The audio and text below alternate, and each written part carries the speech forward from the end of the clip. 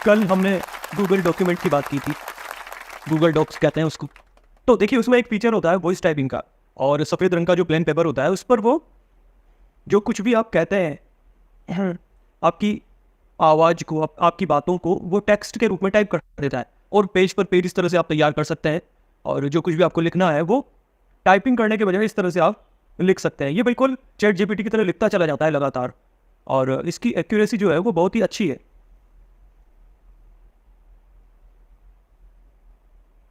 तो ये बात मैंने आपको बताई थी, पर ये एआई नहीं है, इसमें एआई अभी तक नहीं है।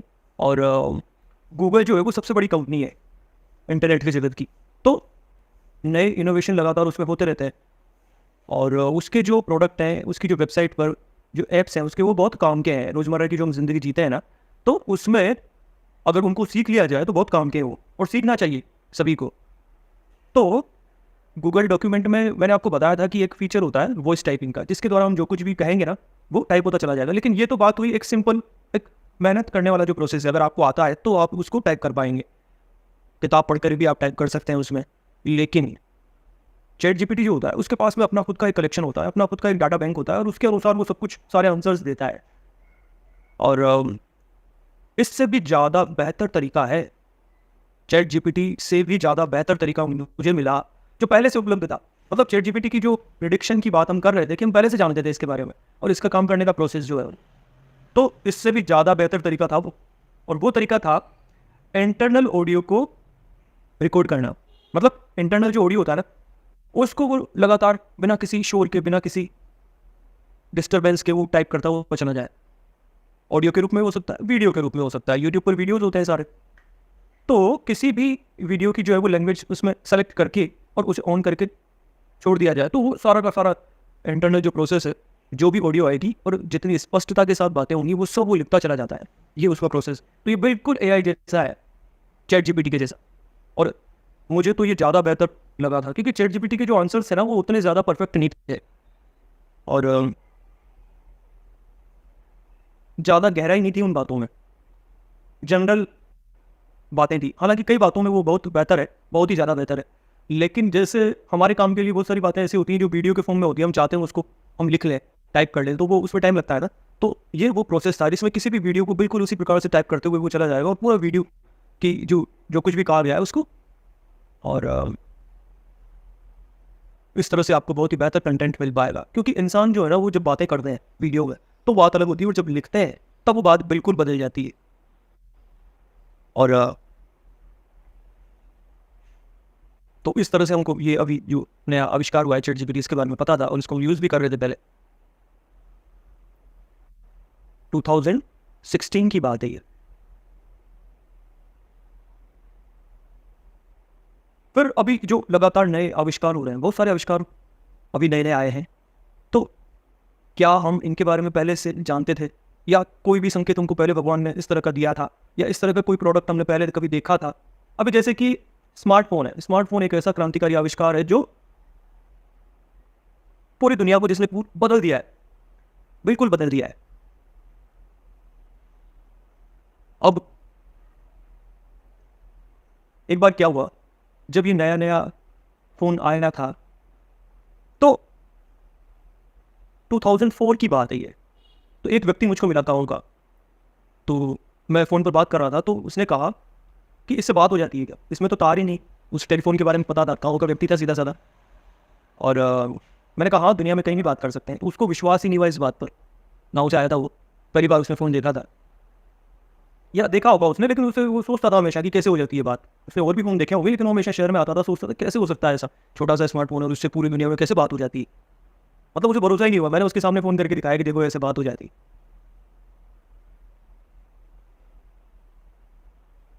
उतना ही आश्चर्य सारी दुनिया को हुआ जब स्मार्टफोन आए और फिर इंटरनेट उनमें चालू शुरू हुआ है।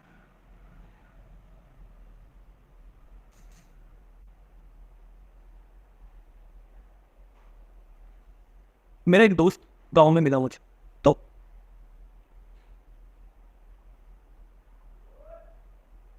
अब बचपन की अगर हम बात करें तो देखिए क्या था, उस समय रेडियो चलते थे, फिलिप्स के रेडियो चलते थे। और जब बहुत छोटा था मैं, तब की बात है, 90s की बात है। तो मैंने देखा कि छोटे वाले रेडियो होते हैं जिनमें एंटीना होता था, वो या कान पे लगा करके ऐसे सुनते रहते थे आते जाते। जैसे अभी रास्ते में आप देखते हैं, यहाँ पर ऐसे करके फ़ोन लगा लेते हैं लोग और ऐसे चलते रहते हैं बातें करते हुए। कुछ लोग ईयरफोन लगा लेते हैं, कुछ ईयरबड लगा लेते हैं, बात करते रहते हैं। तो बिल्कुल इसी प्रकार से मैंने उस समय रेडियो को इस प्रकार से लगा करके चलते हुए लोगों को देखा था।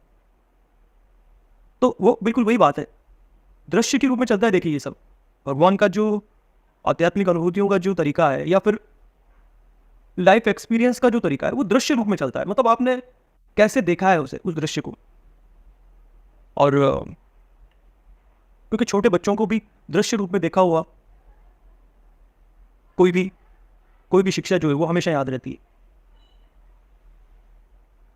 तो ये इस तरह से चलता है। और अब जैसे ईयरफोन की बात करें, तो जब रामायण आई थी 87 में, सबसे पहले ईयरफोन मेरे पास था हमारे गांव में। जैसा अब स्मार्टफोन में आता है वैसा मेरे पास था, और हमारी टीवी के साथ आया था वो, ब्लैक एंड वाइट टीवी थी, उसके साथ आया था वो। और अभी तो हर एक स्मार्टफोन के साथ में एक ईयरफोन तो आता ही है। कीपैड वाले जब फोन आए तो उनमें रेडियो भी आता था, FM।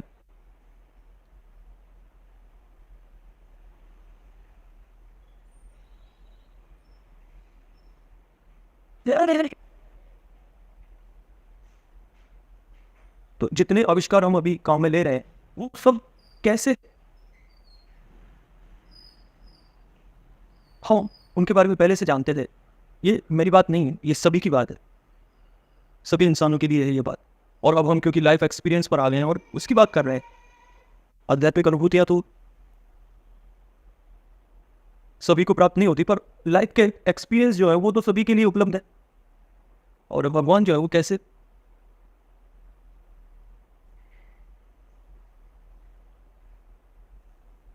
शिक्षा प्रदान करते हैं।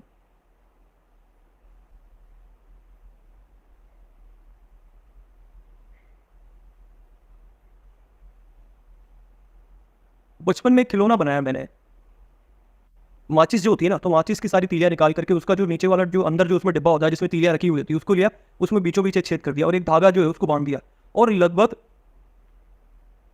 30 मीटर या 50 मीटर दूरी तक वो धागा जितनी दूरी तक जा सकता था उतनी दूरी तक उसे ले गए, और वहां पर एक को उसी तरह का माचिस का जो ट्रे होती है उसको उसमें छेद करके उसे बांध दिया। फिर हम मैंने बात करके देखा, उससे कान पे लगा करके देखा, और उधर मेरा एक दोस्त था, उसने जब कुछ कहा तो मुझे सुनाई दिया, मैंने जो कहा उसे सुनाई दिया।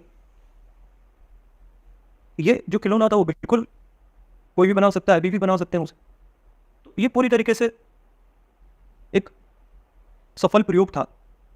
और मैं सोच रहा था कि कैसे ध्वनि जो है वो धीरे धीरे बात करने पर भी साफ सुनाई दे रहा था उसे कान पे लगाने पर। तो उस धागे के माध्यम से ही वो ध्वनि तरंगे जो है वहां तक पहुंच रही थी।